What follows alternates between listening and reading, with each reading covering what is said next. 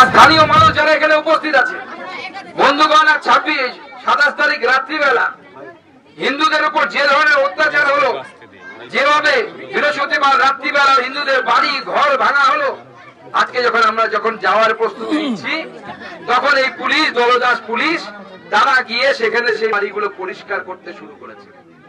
আরে দাদা, বাড়ি পরিষ্কার করে কি হবে? হিন্দুদের মনটা পুড়ে গেছে, বুকটা পুড়ে গেছে, সেটা কিভাবে পরিষ্কার করবেন? সেটা মমতা বন্দ্যোপাধ্যায় যতদিন গদিতে বসে আছে, এই মন কোনো তো পরিষ্কার হবে না, আর হিন্দুরা মমতা বন্দ্যোপাধ্যায়ের পাশে দাঁড়াবে। আজকে আমরা এখানে আন্দোলন করতে এসেছি গণতান্ত্রিক পদ্ধতিতে।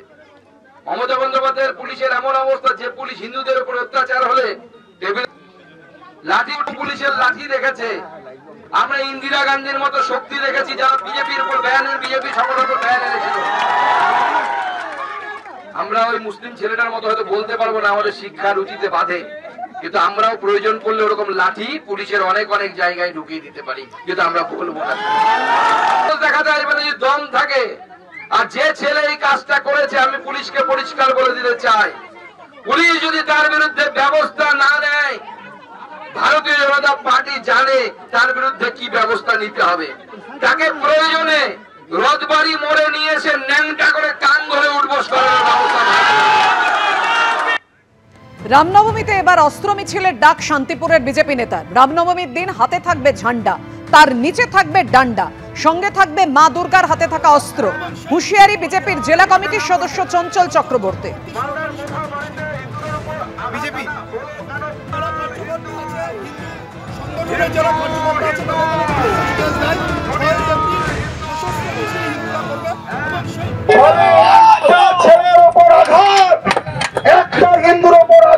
আগামী 6 এপ্রিল ফুলিয়াতে হিন্দুরা অস্ত্র মিছিল করবে।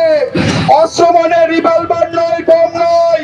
আমাদের মা দুর্গার হাতে যে অস্ত্র থাকে, দশভুজা মা দুর্গা, আমাদের দেব দেবীদের হাতে যে ত্রিশূল থাকে, খাড়া থাকে, তাই নিয়ে মিছিল হবে।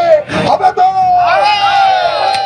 আর যদি আমাদের আজকের এই ঘটনার জন্য কেস দেওয়া হয় একটা হিন্দুর নামে, তাহলে 6 এপ্রিল মিছিল শেষে সেই মিছিল যাবে শান্তিপুর থানায়, ফুলিয়া পুলিশ ফাঁড়িতে যাবে। তো